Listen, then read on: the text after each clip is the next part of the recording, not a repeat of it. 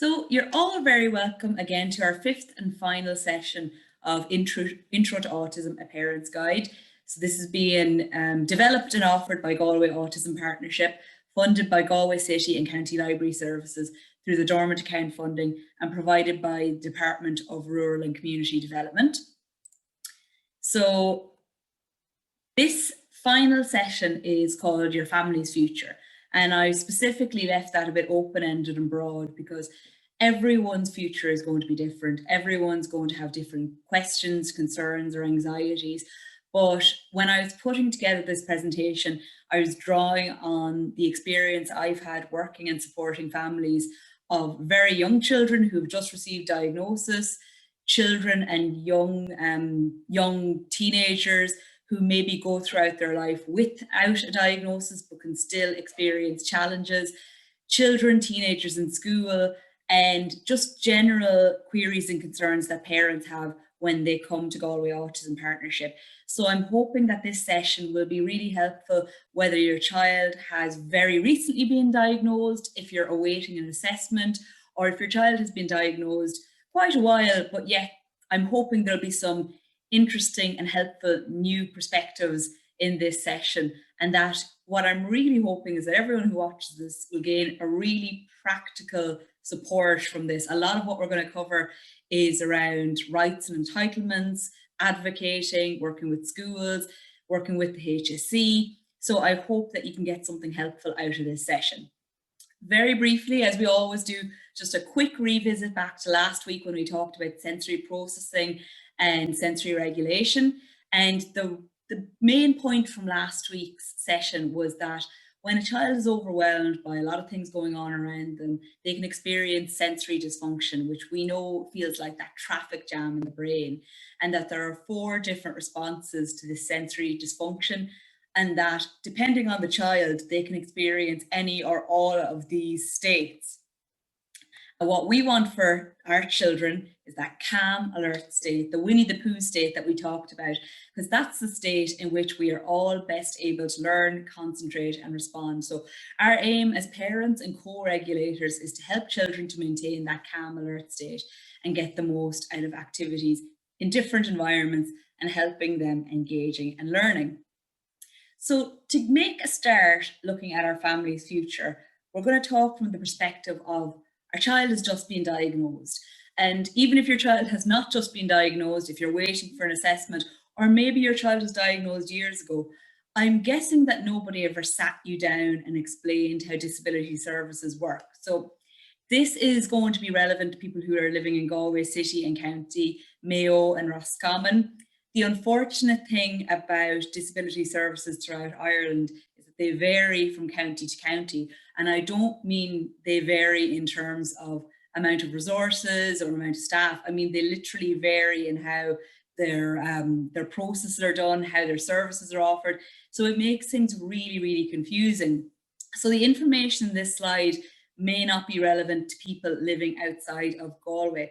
So Galway, Mayo and Roscommon are what is known as the region CHO2 in the HSE. So if your child has just been diagnosed in Galway City or County and they're under the age of 6 years, they will be referred to Springtime Early Intervention Service.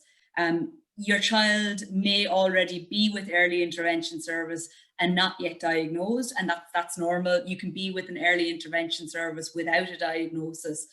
There's 5 teams covering Galway City and County.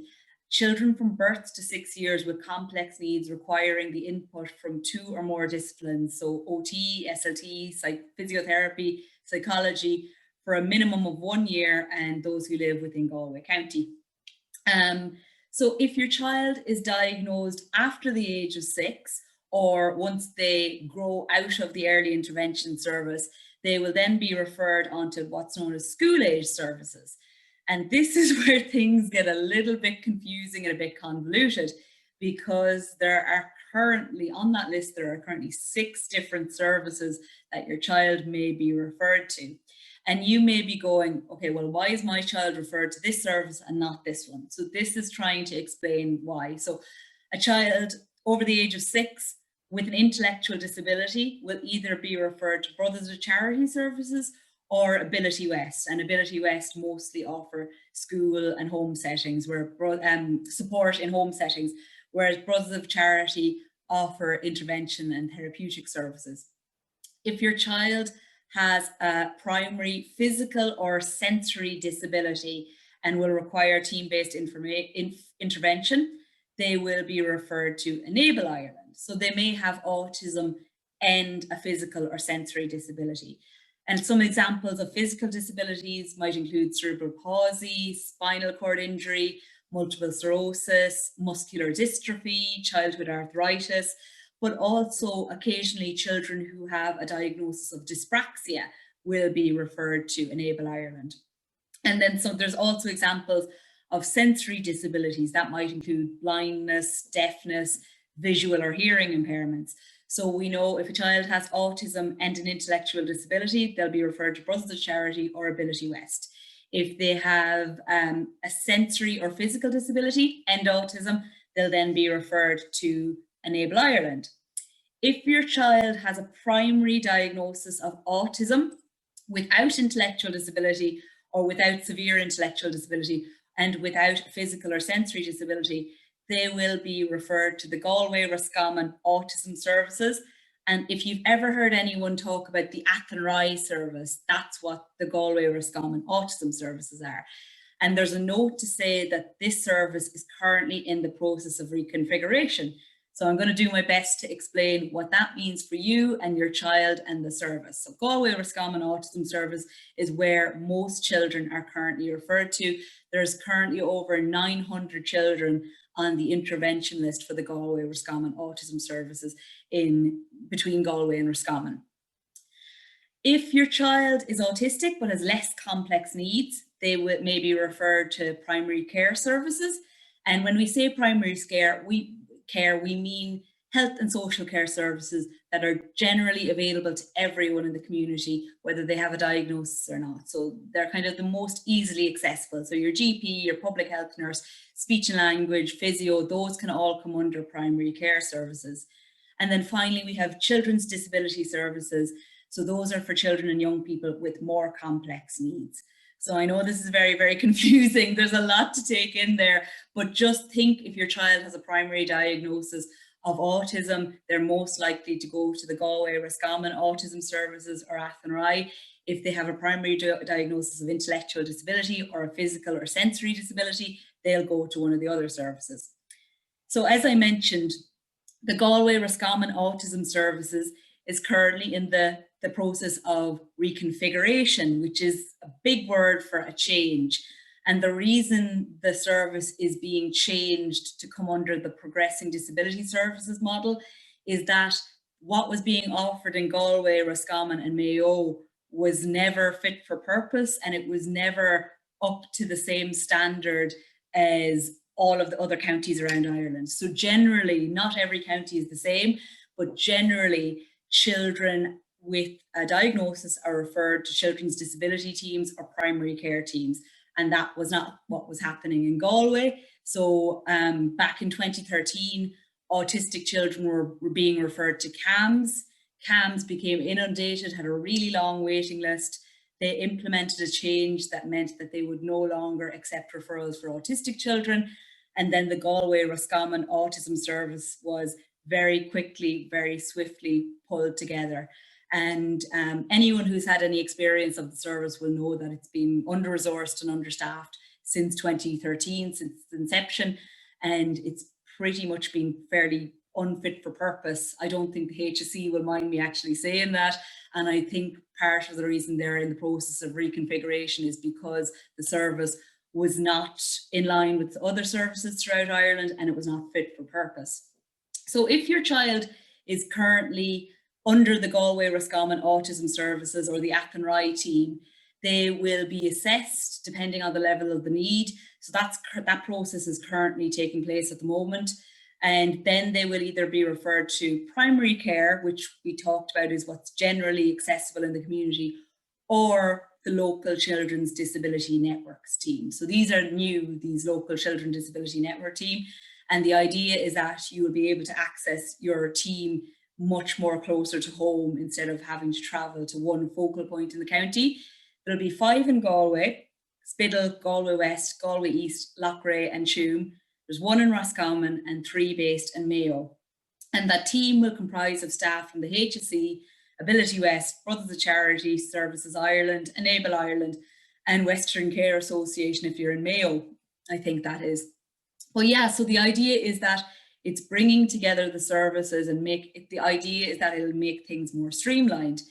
So what does a children's disability team actually mean? What kind of services might they offer? So these are, according to the HSE website, a list of some of the services that a children's disability team may be able to offer. So it goes from really kind of low intensity intervention, like, groups, baby groups, toddler groups, play groups, to parent and care support groups, to more complex clinical interventions. So your speech and language, physiotherapy, psychology, pediatrics, dietetics, and social work. So really it's intended to cover the full gamut of needs that any child or family may have. So I'm aware that that's really, really confusing. And if you live outside of Galway, not really relevant to where you're at the moment. If you live in Galway city or county, then there's a lot of information to take care of. So I created this little infographic. So you can be able to find, if your child's been diagnosed, first see what age your child is. If they're under 6, they'll be referred to the spring. If they're over 6 or once they turn 6, they will then be referred to a service based on their primary diagnosis. So if you just follow the little flow chart, you should be able to see what service your child should be in. And I've also included the phone number and email address of the Galway Roscommon Autism Services, just because it's really hard to find on the internet, and I wanted to make it easily accessible for parents whose children are in that service. So I briefly mentioned the Child and Adolescent Mental Health Service, or CAMS, and I said that CAMS used to assess and diagnose autism up until 2013, but there was a change made to operational guidelines where CAMS does not accept the following children or adolescents where there is no evidence of moderate to severe mental disorder. So that includes children with diagnosis. Their operational guidelines state that if they have a diagnosis of autism and a moderate to severe mental health disorder, anxiety, depression, bipolar disorder, that CAMS then has a responsibility to provide appropriate multidisciplinary mental health assessment and treatment for the mental disorder. I know through my experience of working with parents of children who have been referred to CAMS that it's very, very hard for an autistic child to get the support of the Child and Adolescent Mental Health Services. And I also know that their waiting lists were seriously reduced once they stopped accepting referrals of autistic children or children who presented as having autistic symptoms. Anyone who knows me or ever who has spoke to me for any small amount of time knows how I feel about this belief that autistic children don't deserve access to the same mental health supports as non-autistic children. I feel very strongly about that, and I have a lot of opinions on it that I'm not going to get into at the moment, but I believe that any child, regardless of their neurotype, should have the same access to mental health supports and services, no matter how their brain works. And I'm not going to go into these two slides much in detail. I just want to remind you of the rights of your child when you are looking at engaging in services, whether it's the HSE, schools, local services. Your child should be protected under the United Nations Conventions on the Right of the Child, which means that your child has a right to access healthcare and education regardless of limited resources. So it doesn't matter what the budget cuts are, if there's moratoriums on staffing, that should not prevent your child from getting access to appropriate and efficient healthcare and education. And again, your child will also be protected under the Convention on the Rights of Persons with Disabilities, or CRPD. And the CRPD exists to promote, protect and ensure the full and equal enjoyment of all human rights and fundamental freedoms by all persons with disabilities, and to promote respect for their inherent dignity. So the Convention of Human Rights protects all people, but it was noted that disabled people were not having their rights protected and validated. And that's why the Convention on the Rights of Persons with Disabilities has been introduced. So that's just to say that your child has very, very clear rights that are protected in law. Don't be afraid to advocate for what your child deserves and what they should be getting regardless. You know, I don't think lack of resources, lack of staff is ever an acceptable excuse for a child not getting appropriate healthcare. If it was a physical illness or you know, a very visible disability, I don't think children would be forced to wait on waiting lists for intervention. So if you are involved in the service, whether you're in Galway or outside of Galway, I'm not 100% sure how things are in different counties or different CHO regions. I've heard varying reports of efficacy, but chances are you will be familiar with this feeling of having to fight, having to make inquiries on behalf of your child, and how exhausting and time consuming and energy draining that can be, and how ineffective it can be as well. So at GAP, we do a lot of work in advocating alongside autistic people, their parents, and empowering people to advocate for themselves. So some of the things that we've learned from experience and from talking to parents and families is some of these tips for advocating that I think are really helpful, whether you're dealing with the HSE, your school, anything like that. So it's really important that you, as the parent or the advocate, that you stay calm, focused and regulated, and don't make the phone call or write that email when you're feeling flustered or frustrated, because you won't be able to effectively communicate your point. You won't be able to logically address the reasons why your child is not getting appropriate supports. And being honest, the people who receive these communications, they're human. If they feel that somebody is being emotional, angry, upset with them, they're going to immediately go on the defensive, and they're not going to be able to be receptive and open to your suggestions. So before you engage in any process of advocacy, whether it's writing a letter, filling in a form, making a phone call, practice self-care, talk to a friend, have a cup of tea, go for a walk, clear your mind, make sure you're in a good mental state before you make that inquiry. If you are going to a meeting in person, I know that may not be possible at the moment, but when it is safe to do so, bring along a person with you that you trust. So a family member, your partner, or a friend. The reason behind this is, for one, it gives you emotional strength. You're bringing your co-regulator with you, because this can be an emotional meeting. And secondly, it's always good to have a second person with you. They can write notes while you're talking to the professionals. They can be taking notes of pieces that were said. Before you make inquiries, I find that it's always helpful to talk to other parents and hear their experience and get their advice, because chances are there are many, many people who've been in the same state where you are, and they may know a workaround, or they may know a tip that is effective in accessing support or intervention. They may know a person to call, they may know the right person to ask for. This is a really practical tip. Take note of names and the professions. So when you call up a number, you might say, okay, well, I'm just going to refer you to the head of pediatrics, Mrs. Jane Doe. And just take a note of that name and that number, or ask the person who's referred you what their name and their profession is as well. Because when you make one call, you can be transferred, you can be asked to call someone else, and you end up kind of going in circles, going, who have I spoke to already? What do we talk about? What do they do? What's their responsibility in regards to my child? And before you know it, you don't even know who you're talking to or who is already aware of your child's case. This is another really, really practical tip. And this has come directly from parents who were involved in GAP at the very, very beginning of the charity, is to keep a detailed and organised file of all communications and reports relating to your child. So you might, get really into it and keep a folder for SLT, OT, psychology. You might just keep one folder. I know parents who keep entire filing cabinets, and every single communication relating to their child is kept in that. And part of that is that you're recording dates for referrals, meetings and communications, because when you call somebody up, they're going to ask you, what date were you referred? When did you meet that person? And when you're put in the spot, it can be really hard to remember all of those things, particularly dates and names. That's tricky to keep hold on. I always suggest keep originals of reports and send photocopies unless you're specifically asked to send the original. But again, just for your own peace of mind, it's a lot easier to send a photocopy of an assessment.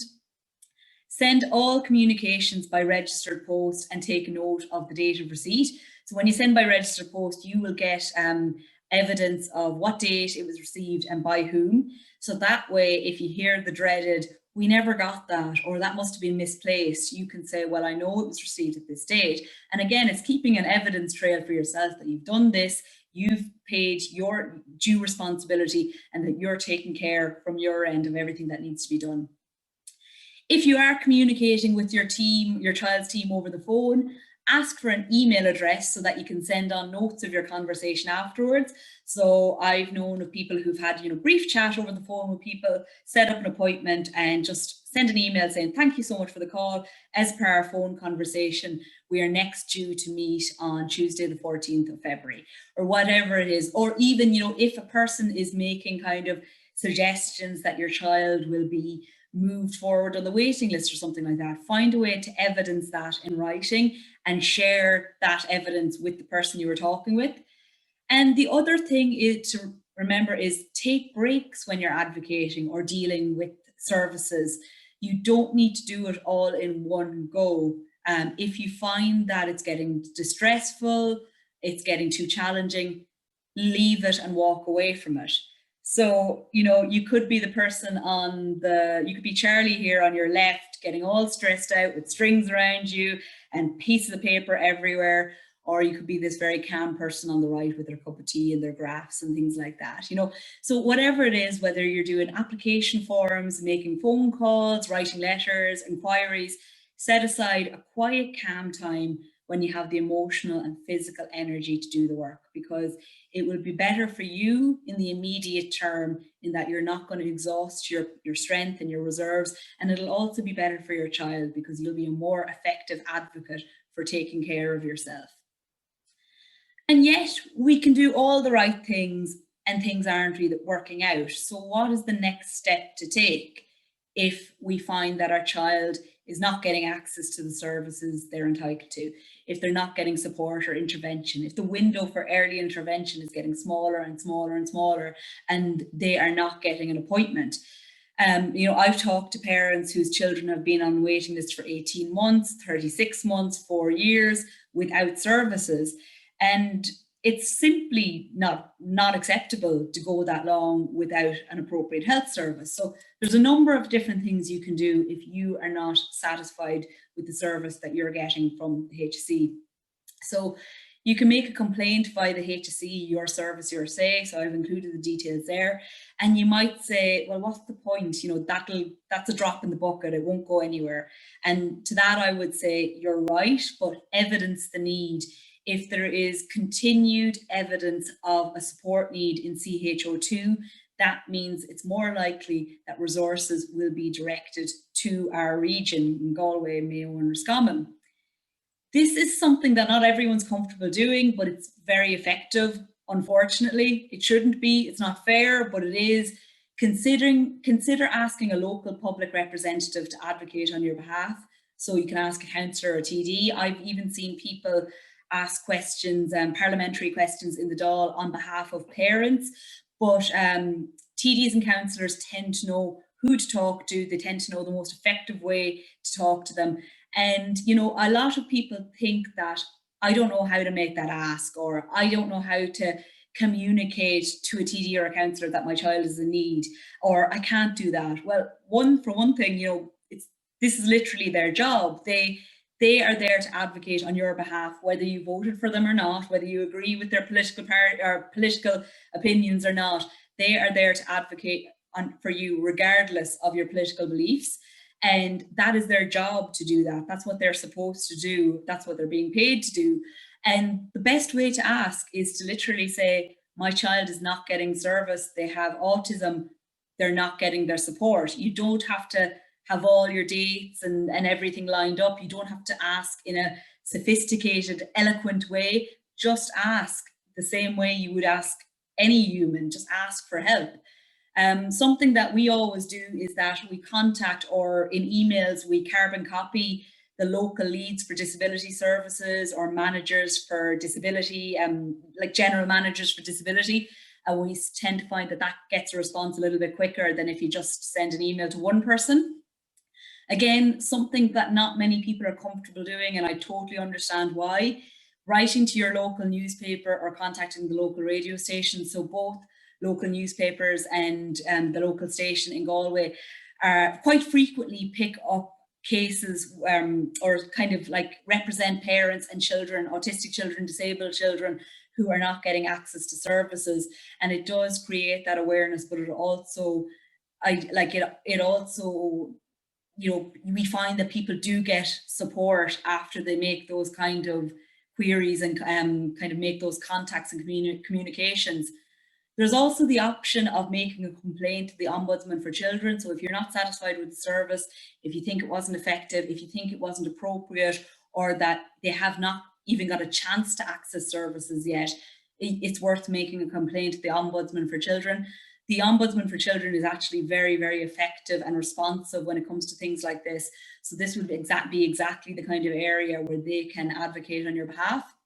And this is only for adults, so adults with disability, but contacting the National Advocacy Services for People with Disabilities, it's a completely free, neutral, not aligned to any services. So if an adult is not getting access to supports, if they're not getting to live in the way that they want to live, if they're involved with a service that they feel doesn't meet their needs, they can contact the National Advocacy Service. And I suppose what some people might consider the nuclear option is contacting a legal team specialising in children's and disability law. And there are actual, you know, teams of solicitors and barristers that specialise in children's and disability law. And if you're keeping an eye on the news, there's actually, I think, 6 families that are currently taking a case against the Department of Education because of the school closures. So it just goes to show, you know, where there's a will, there's a way. There's a whole spectrum of different options that you can choose. Some of them are quite serious, some of them are quite, what's the word, kind of gentle and soft approach. But the important thing is that you don't feel powerless. If something doesn't work out the first time, there are other options and avenues. And the reason that I've made this presentation is to put all of these options clear in black and white. So I think the next thing I'm going to move on to is rights and entitlements for disabled people and for parents and carers of disabled people. And the next slide, I think, is going to come as a big surprise to a lot of people. So according to a study from 2018 that was actually done here in NUI Galway, the average annual cost per child for families amounted to over €28,000 related to private autism spectrum disorder services, lost income and informal care. So that's over €28,000 per autistic child. So if a family has 2 or 3 autistic children, you can multiply that figure. By comparison, the annual state expenditure per child on the autism spectrum disorder was a little bit over €14,000. So the state are paying €14,000 and families are paying €28,000, nearly €28,500 per autistic child. And that is people paying privately for healthcare, SLT, psychology, OT. That's people losing income because they are either dropping to part-time hours or leaving work entirely to be full-time carers. That's also from informal care, so family members pitching in to mind children, paying for support workers to come to your house. And that's on average. So even if you think that you are not paying additional money to support and care for your child, the chances are you probably are. And the reason I've included this slide is, one, I think it's just a mind-boggling figure. It's really amazing. And I think it's a very good point to start advocating from, is saying, you know, I spend an additional 14,000 to ensure my child has a good quality of life and is surviving and thriving. But not only that, I also have parents and families that come to me and say, I don't know how I feel about applying for rights and entitlements or benefits or things like that. It just feels wrong. You know, I work full time, my child, I don't know if they need this. And I always tell them this figure. And I say, you know, if that helps to even the gap of that 28,500, then absolutely you should take everything that you're entitled to. So this is a very quick overview of some rights and entitlements for disabled children, adults, and parents and carers of disabled children. And of course, you know, there's a lot more detail. These are just kind of like single sentences to sum them up as easily as I can. But I'd also like to say, you know, I'm so happy to go through any of these with any parents or families or carers.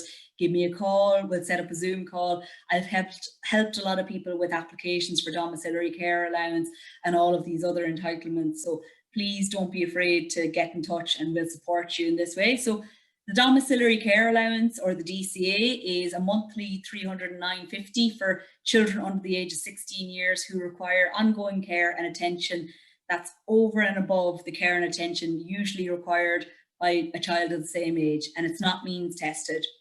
So all children who get DCA are automatically eligible for a medical card without a means test. Then there is the carer's allowance, and that is a means tested payment that's paid to a carer or a parent who provides full-time care to a person with needs.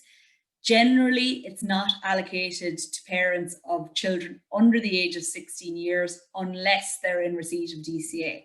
So if your child is in receipt of DCA, that means that if you fulfill the other eligibility criteria and if it's tested, you are then eligible for carer's allowance too.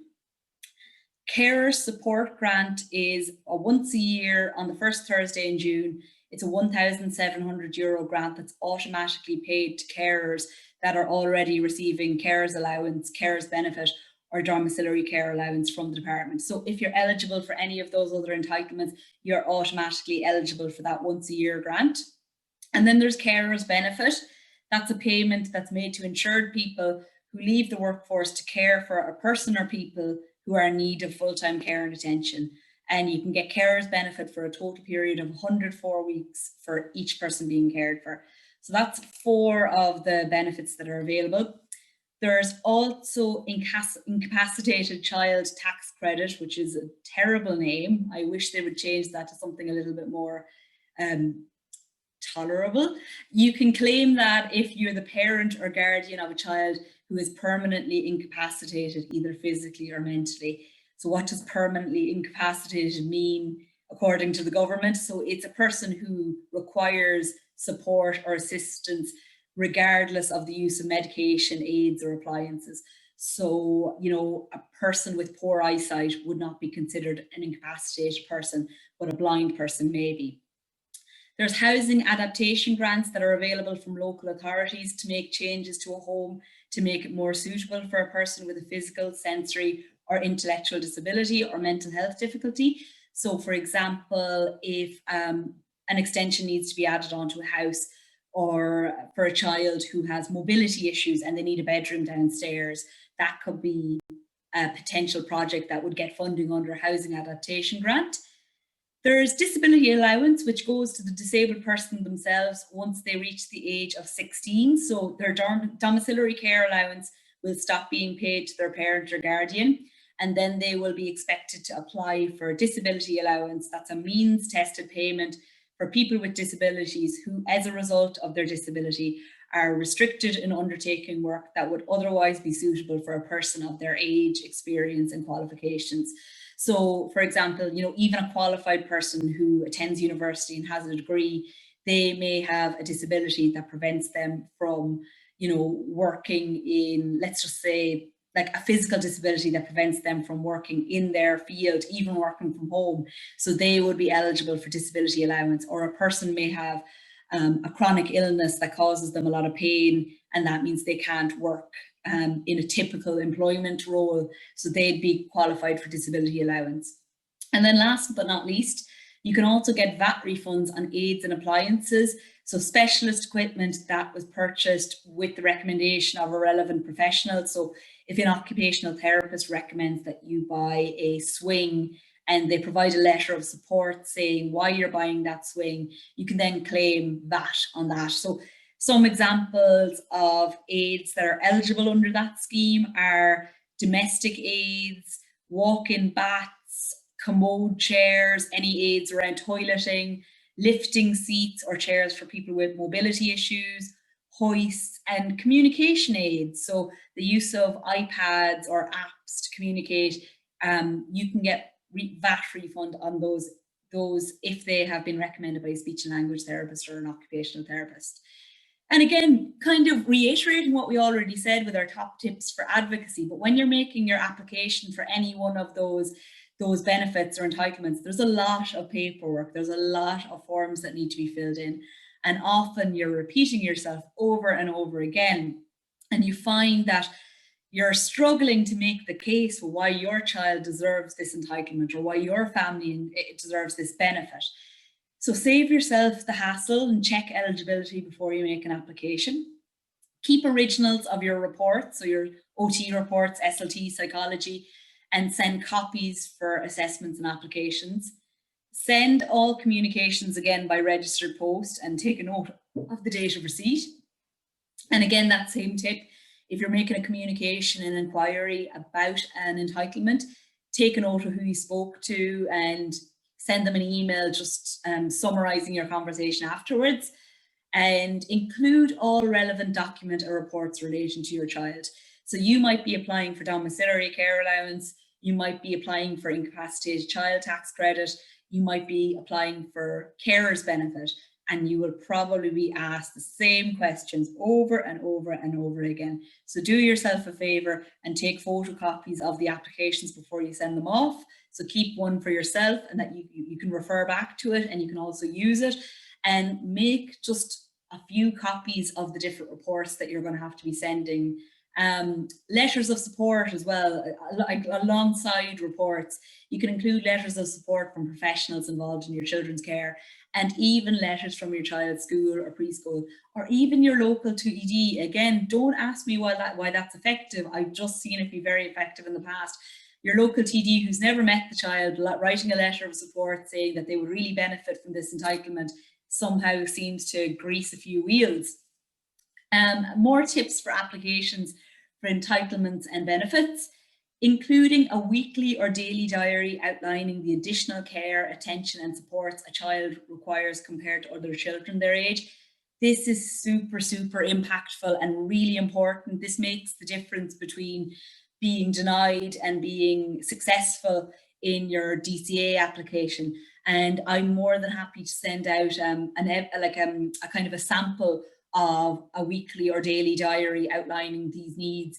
But this is really important when you're making applications, particularly when you're trying to prove that your child's needs are more complex than other children their own age.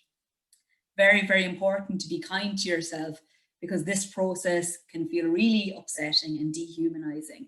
And that's another major issue I have with this entire process is we spend our lives talking about how wonderful our children are, how amazing they are. We love them to bits, how incredible they are. We are their cheerleaders. And then to access the rights that they're entitled to, we have to sit down and think of all the dark days and the grey times and the bad times when things didn't work out right, or they weren't supported, or they got really upset. And we have to write our children in the most unforgiving, awful terms just to be eligible for something that we're entitled to. It's just the way that the system is at the moment. I mean, I would love to see it change. I'm not going to hold my breath, but what we can do in this process is be kind to ourselves and remind ourselves that our children are amazing. So even though we're writing down one thing about, the challenges, had the impact on the family, we don't forget our child in that process. And this is another reason why it's important to ask for help. So contact GAP, contact the Citizens Information Office, talk to the Family Resource Centre. They may know the best way to get this message across. Like your weekly diary, include a family impact statement, because often an entire family can be impacted by disability. So siblings may have to provide additional care to their brothers or sisters. You might be unable to go out together as a family because of behavioural issues. And this is a really, really important point. A lot of the time when parents are writing these things, they're kind of going like, but I don't know if my child really needs this support. But when they kind of analyse it deeper, they realize that there's a lot of what we call scaffolding, and scaffolding is the work that you put in for all of your children, whether they have a disability or not. Scaffolding is the additional work that you put in to make sure that your child has a great quality of life. So it's the blending of the chunks out of the food. It's the, you know, buying them the bubble bath that they love. It's the driving a different way to school every morning because you can't pass the swimming pool. If you pass the swimming pool, the child will have a meltdown and their day will be ruined. It's all those hundreds of little things that we do to make sure our children have a good life. And I say to parents, your child is great because of the work that you put in to keeping them safe and secure. What would your child be like if you left them with a new babysitter with no instructions about what their needs are, how they function, how they communicate? What would happen then, you know? And it would be a disaster because you know your child inside out. You're able to anticipate their needs before they even feel it themselves. And because of the scaffolding that parents put in, sometimes they don't realize just how much support their children actually need. Again, take breaks, be compassionate, and remind yourself of all the amazing things you love about your child and your family. Don't expect to get these applications done in one sitting because, as I said, it's very, very dehumanizing. And remember that 50% of domiciliary care applications are rejected the first time. That's a big number. And a lot of the times it's because the onus has been put on the parent to describe how much support their child needs in contrast to other children. And obviously it's your experience. So, you know, the DCA will say, okay, well, not enough evidence has been provided, but you will get the opportunity to appeal. And most people who do appeal the decision find that the decision will be reversed. So I know it's a pain, it's time consuming, but don't be disheartened if your application is rejected the first time. So that leaves us from entitlements and benefits. We're going to move on to education. And I wanted to keep this broad. I'm mainly going to be focusing on early years and primary school because a lot of what I'm covering can transfer to secondary school as well. And I think most of the people who are attending the presentations are parents of primary school children and younger. So first you have your education, early years and preschool. And the first kind of suggestion of supports for children is the AIM model, Access and Inclusion Model. And that's a model of supports designed to ensure that children with disabilities can access the early childhood care and education programme. So your child doesn't need a diagnosis to get support under the AIM model.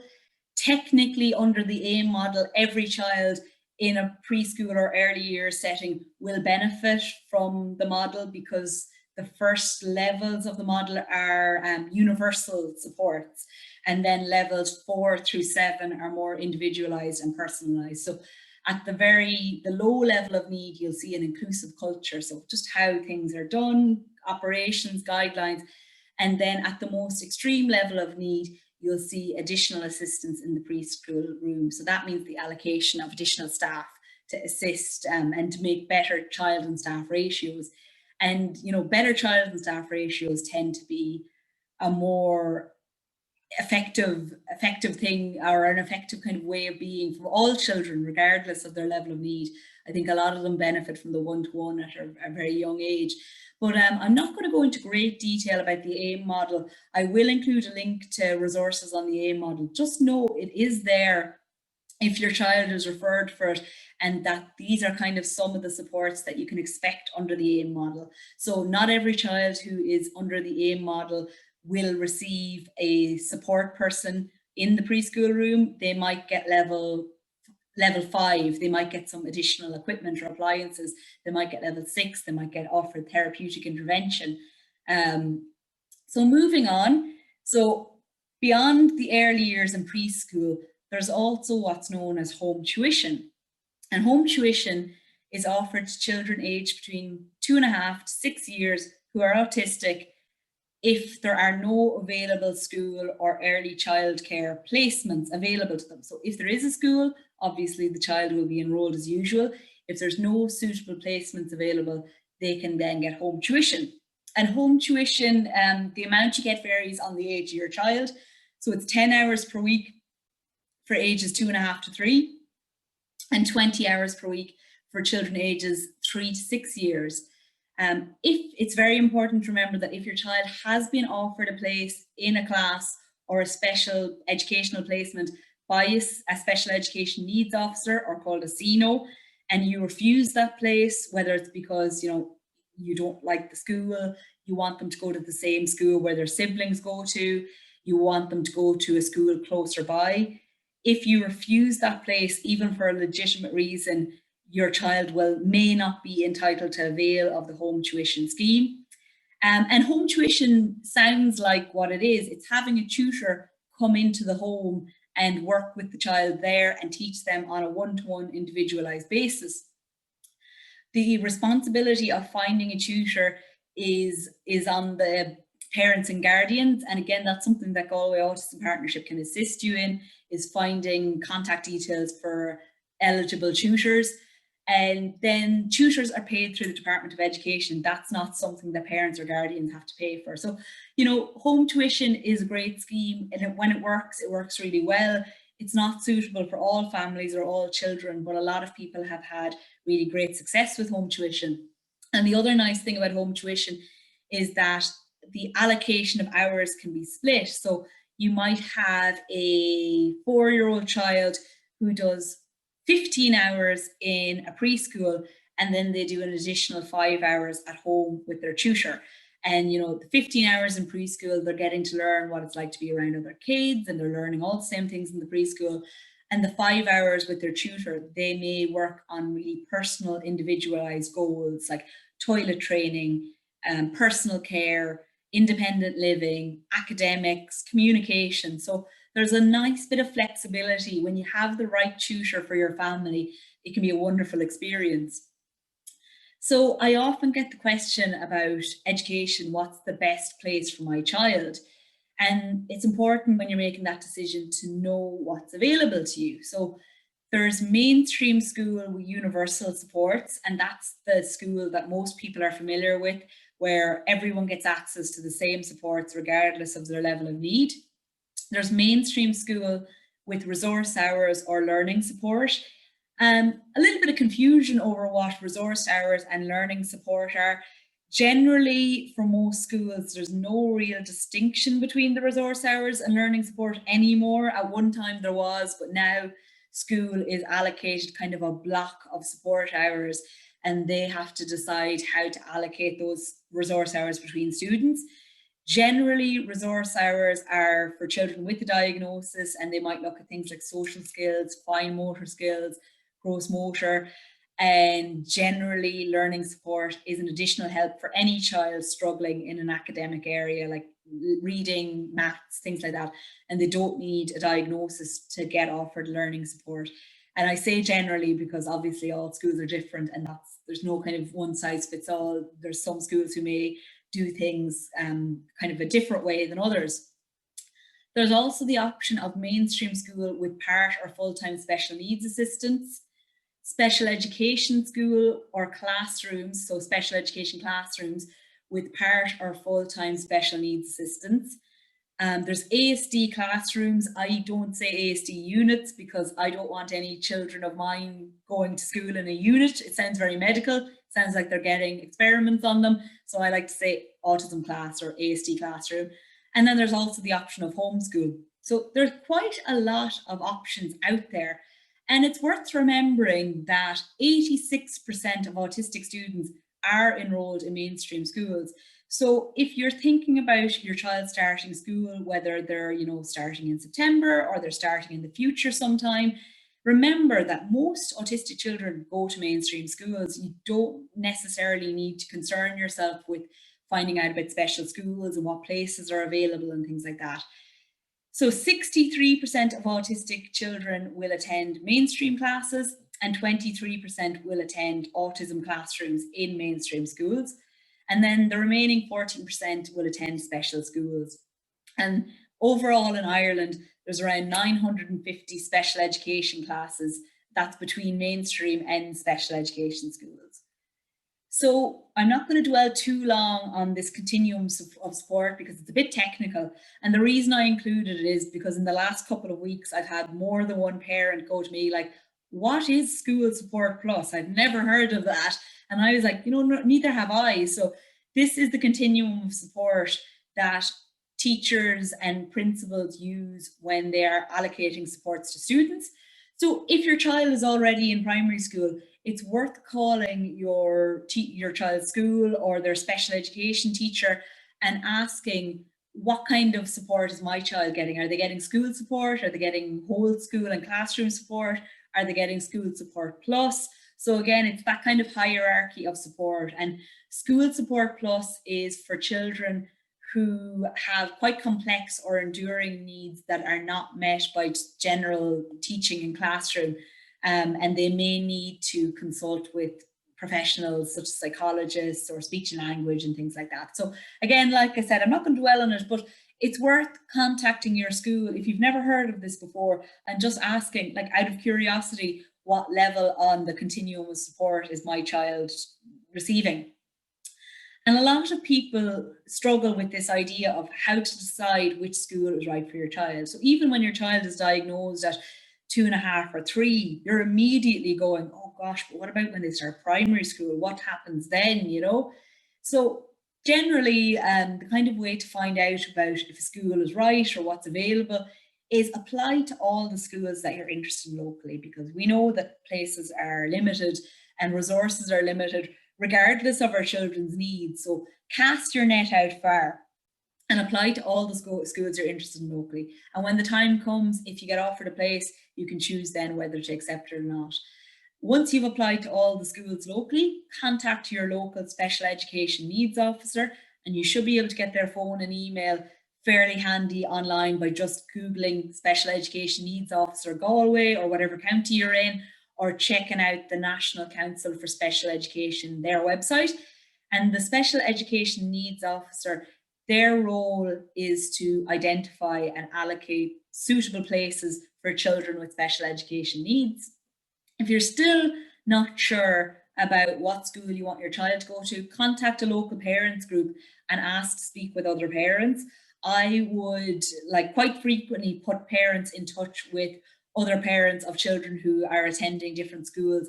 And that way, it's not GAP saying one thing about a school, we're just facilitating communication between parents. We won't endorse one school over another, and we won't besmirch one school over another, but we will put parents in contact with one another.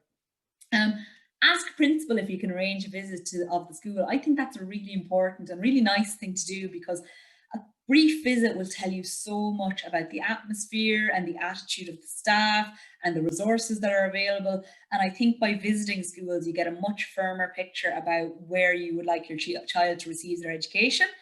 And then consider your child's needs and abilities, the distance that they'll have to commute, where their siblings are going to school, and the supports that are available in the school. And there's a list here from the National Council for Special Education of points for parents to consider when choosing a school for their child with additional needs. So again, it goes over a lot of the common questions that parents have. And then when you're looking at your child's special educational needs, complex special educational needs, so when a child is deemed to have complex special educational needs, they're more likely to be offered additional supports or resources. Those students who have been assessed as having special education needs arising from 2 or more low incidence disabilities. And when I read that, I said, what does that mean, low incidences? And it means incidences in the general population. So a low incidence disability is autism, Down syndrome, intellectual disability, cerebral palsy. It's not a physical disability, it's all of them. And then a high incidence disability would be borderline general learning disability, ADHD, dyslexia, very, very poor eyesight, things like that. Those are things that occur much more frequently in the general population. So students who have special educational needs have been placed in mainstream or special class, and who, following continuous evaluation as part of the National Educational Psychologist Service continuum of support, that was the triangle that we looked at earlier, are considered not to be benefiting from such a placement, or who are impinging negatively on the education of other students in the class. So a child with these very, very complex special education needs may benefit from a placement in a special education school or classroom, but that's not, there is no one size fits all. There's a different solution for every child. In a school, whether it's a mainstream or a special school, there's a number of different supports you can expect for your child with additional needs. And again, the reason I include this may be common knowledge to some people. It may be something that people had to fight to learn, or they just learned it through trial and error. I would like to put the information out there and make it freely accessible to everyone and really easy to find out what's there in kind of a one-stop shop for everyone. So SNAs, everyone's familiar with special needs assistants. A school can apply to the National Council for Special Education for an SNA support to assist with additional and significant care needs, not teaching or learning needs. It has to be a care need. So things like toileting, dressing, feeding, medication, mobility. And I think a lot of people confuse that a child who, you know, might need support academically, that they'll get an SNA. That's not necessarily the case unless they have additional care needs. The Bus, Air and Transport Scheme is a school transport scheme for children with special educational needs attending the nearest recognised mainstream school or special class that can be resourced to meet their needs. So that's free transport for children, or not free, low cost transport for children with special education needs if they're attending the nearest suitable placement. And in some cases, bus escorts may be provided. So if your child is getting the bus, but they need support and supervision on the bus, escorts can be provided. The summer education programme, or the July provision, this, I can't count the amount of times parents have said to me, my child was diagnosed 5 years ago and I've never heard of this. So I always like to mention it when I'm talking to parents, whether you know about it or not. The Department of Education offers additional tuition to autistic children enrolled in special schools or mainstream primary and post-primary schools. So a lot of autistic children are eligible to receive this additional tuition. It's a voluntary programme, so not every school, teacher or an SNA will take part in the programme. There is no responsibility on the school to actually run the programme, but in some cases it can be school-based or home-based. It can be school-based. If it's not school-based, it has to be home-based. So it's 40 hours of additional tuition in total, and that can be delivered over 2 to 4 weeks in July. The Department of Education and Skills will pay the tutors. The parents don't have to pay out of pocket at all. You have to find an eligible tutor. So the parents have to find their tutor if it's a home-based programme, and the tutors must be registered with the Teaching Council and qualified. So teachers can deliver July provision. Some SNAs can deliver July provision. Some people with certain degrees who are registered with the Teaching Council can deliver July provision. And another nice thing about July provision, like the home tuition programme, is that it allows for a flexible approach to learning. So it can be academics, but it can also be independent living, socialising, going out into the community, going out for day trips. Sometimes parents choose to get one tutor between two families, and the tuition is delivered together. So two kids can go on activities and day trips together under the supervision of their tuition. And it also provides a valuable respite for families. So if you're interested in the summer education programme, check with your child's school to ask if they're participating. If they're not participating, the onus is on the parent or guardian to then find an appropriate tutor. But I just wanted to mention that because a lot of people aren't aware of that programme.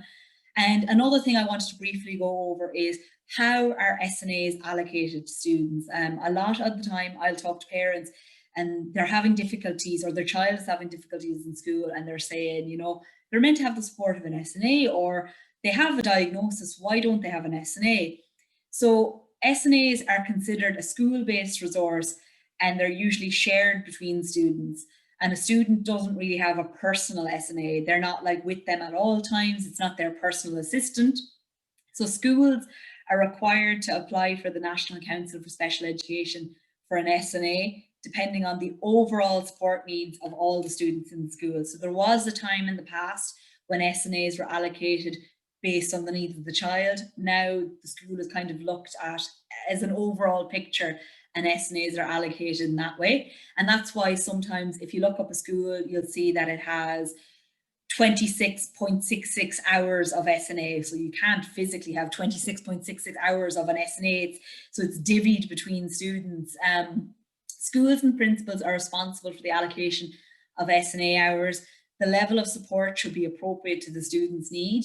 And when applying for an SNA support, the school must send relevant professional reports which confirm that a child has a disability or additional needs, recommending additional adult support, and describes the nature and extent of the child's care needs. So a child does not have to have a diagnosis to be allocated an SNA, but it does make things a lot easier. And another reason why basically children aren't sometimes getting the support that they do need in school, it's through no fault of the teacher or the SNA. In a classroom of 30 children, you might have 5 children who are diagnosed and are allocated SNA hours, but out of that other 25 children, there may be additional 10 children who are weak in certain areas, who need additional support, who need additional supervision, and the SNAs tend to be kind of redeployed to support more than just the 5 children in the classroom. So that's, that's not to say that that's happening in all schools, but it can be a reason why children aren't necessarily getting their full allocation of hours. And, if you think about it, it's a very unfair, it's an unfair situation for the teacher, but it's also an unfair situation, for the child, but it's also an unfair situation for the SNA and the teacher, because oftentimes, they're fighting, they're advocating for more support, and the school is not being allocated those SNA hours. So we're coming to the very end of the presentation. I'm sorry I went on a bit longer than usual. I think there was quite a lot to cover in today's presentation, but just an important update as recently as last week for any children who are in primary school, any parents of students in primary school. The Department of Education announced the in-person supplementary programme to support the education or care needs of pupils with complex needs. Yes, that is the real name. And when you get this presentation, if you click this link in yellow, it will bring you to the full overview of the program. I don't know what we're going to call that program because it's way too long to just talk about. So I'll call it the in-person support. So that is an additional 20 hours of tuition support that can be delivered at home to enhance the remote learning experience for children with complex needs during the school closure period. So 5 hours per week, 20 hours in total. The scheme can start the 11th of February and can be used right up until the end of April. The department will allow parents for the delivery of any of the unused balance of the 20 hours support during the Easter break. So if this is your first time hearing of this scheme and you're going, oh my God, how am I going to find a tutor by the 11th of February? Don't worry, you actually have until the end of April. And if you choose, you can use that 20 hours during the Easter break. This scheme is very like home tuition and July provision in that the school and the teachers it's voluntary. They do not have what's the word? They don't necessarily have to deliver it. They can assist or help with it. But for the most part, schools, it's not going to be a school-based program. It's going to be home-based, and the responsibility will be on the parent and guardian to find an appropriate tutor. So if your child is enrolled in a special school or a special class, if your child was eligible for the summer program in 2020, if your school identifies support needs, you will be eligible for this program. So it's 20 additional hours. It may be helpful for people who feel that their child has been missing out or falling behind because of the school closures. I know the challenge for parents will be finding an appropriate tutor who's able to come in and out of the house, but it is there if parents want to avail of it. So what comes next in terms of your family's future? I'd like to draw your attention to this little word cloud, and this was actually made by, we have 8 young people, teenagers, who are currently enrolled in a course, an online course that we're doing called Pause 18, and that course is developed and delivered by Joan McDonald, who is an autistic advocate, as well as a former special education needs officer and teacher. So she's developed this based on her experience working with young people, working with parents, and as an autistic person herself. And this is a word cloud that the young autistic people in our POSautive course have brought together. This is their positive experience of autism. What comes next for your child and your family? Obviously, maintaining a happy and rewarding school life, eventually attending secondary school, identifying hobbies and interests that offer personal enjoyment and development, finding your tribe. And when I say finding your tribe, I mean not only for your child to be able to relate to and connect with other neurodiverse people, but also you as a parent and your family to find relaxed, funny, helpful, kind people who know what it feels like to be in the position that you're in now. Accessing the support that is right for your child and your family. And that seems to be kind of a never-ending job for parents and guardians, is constantly advocating, trying to get access to the support that should rightfully be freely available and accessible to them. There's the transition to third level education to think about. Constantly people, parents, family members, and autistic people are advocating for their rights because they have no choice but to advocate, because in order to live a normal life, they need to access these supports and services.